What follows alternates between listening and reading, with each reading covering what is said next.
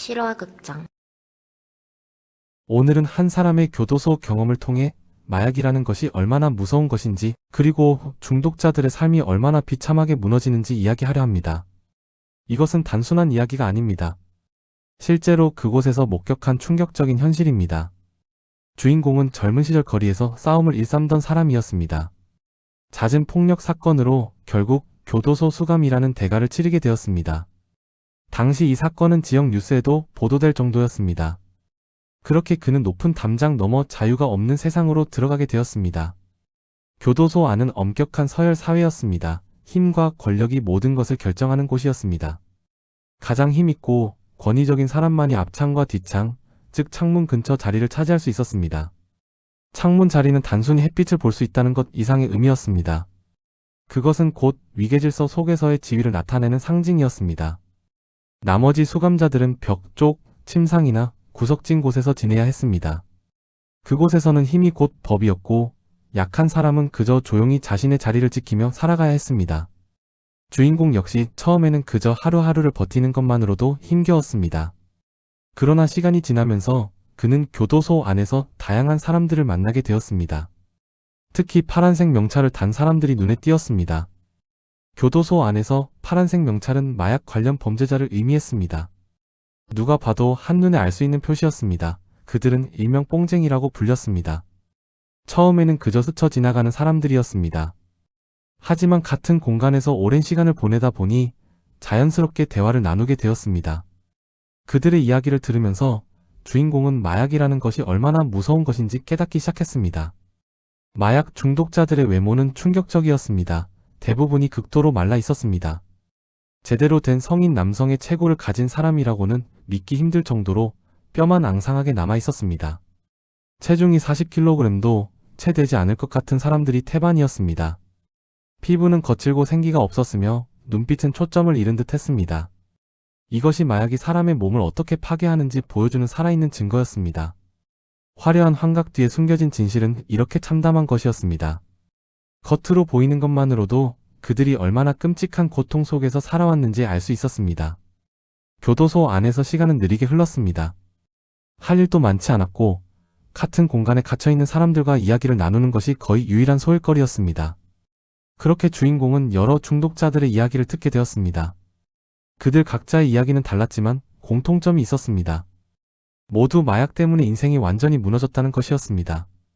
어떤 이는 가족을 잃었고, 어떤 이는 직장과 재산을 모두 날렸습니다.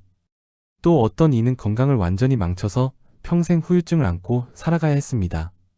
그러나 그 중에서도 가장 기억에 남는 것은 한 중년 남성의 이야기였습니다.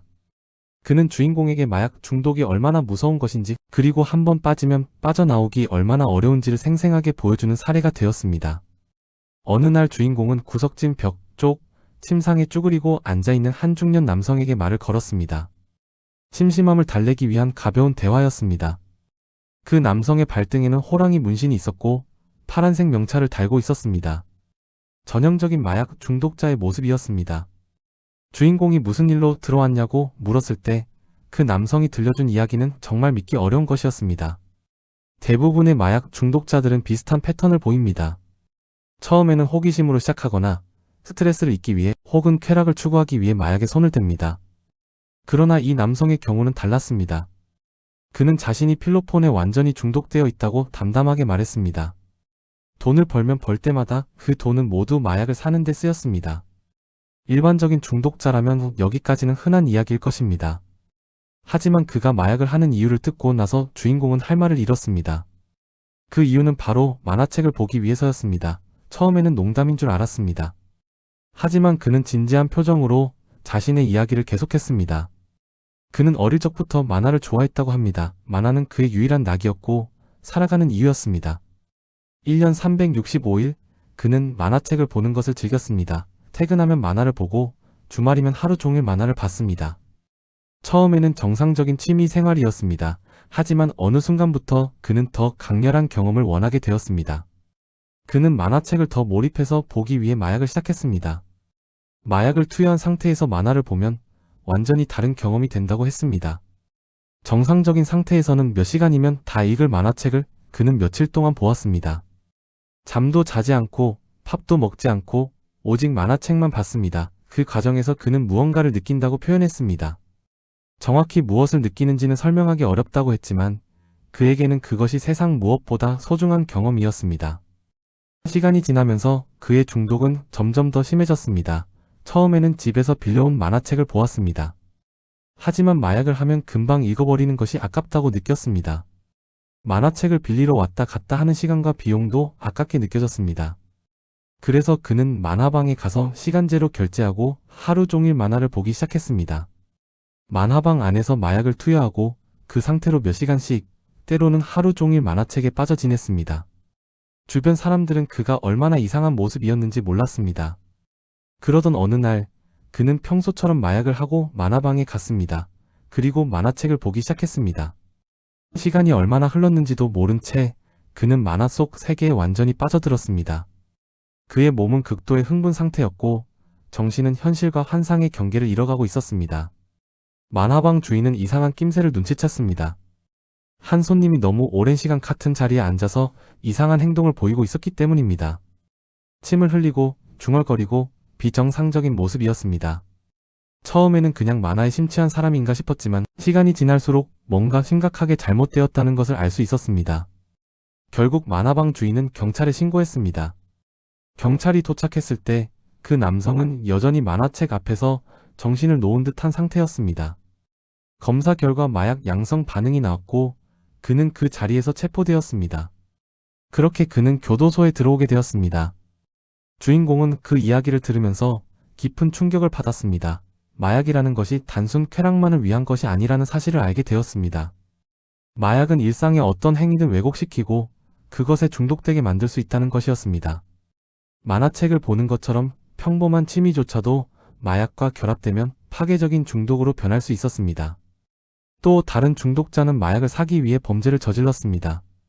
처음에는 작은 절도였지만 점점 더 큰 범죄로 이어졌습니다. 강도, 폭행, 심지어 마약 판매까지 마약을 구하기 위해서라면 무엇이든 했습니다. 그 과정에서 다른 사람들에게 씻을 수 없는 상처를 주었고 자신의 인생도 완전히 파괴했습니다. 어떤 여성 중독자는 임신 중에도 마약을 끊지 못했다고 합니다. 태어난 아이는 선천적 장애를 가지고 있었고 출생 직후부터 금단 증상에 시달렸습니다. 그 아이는 평생 엄마의 잘못된 선택의 대가를 치르며 살아가야 합니다. 여성 중독자는 그 죄책감에 시달렸지만 그럼에도 마약을 끊지 못했습니다. 주인공은 이런 이야기들을 들으면서 깊은 슬픔과 분노를 느꼈습니다. 마약이라는 것이 한 사람의 인생만 파괴하는 것이 아니라 그 주변의 모든 사람들의 삶까지 망친다는 것을 알게 되었습니다. 교도소 생활을 통해 주인공은 중요한 깨달음을 얻었습니다.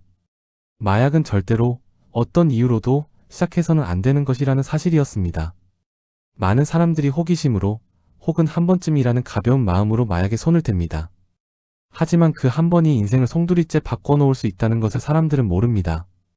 중독자들 대부분은 자신이 중독될 줄은 몰랐다고 말합니다. 처음에는 자신이 조절할 수 있다고 생각했습니다. 언제든지 끊을 수 있다고 믿었습니다. 하지만 어느 순간부터 마약이 자신을 조절하기 시작합니다. 마약 없이는 아무것도 할 수 없게 됩니다.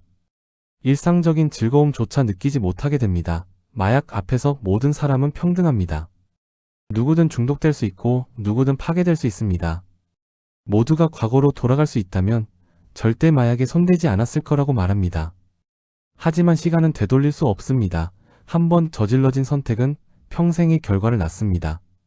이 이야기를 듣는 모든 분들에게 간곡히 부탁드립니다. 호기심이 생겨도 참으십시오. 누가 권해도 단호히 거절하십시오.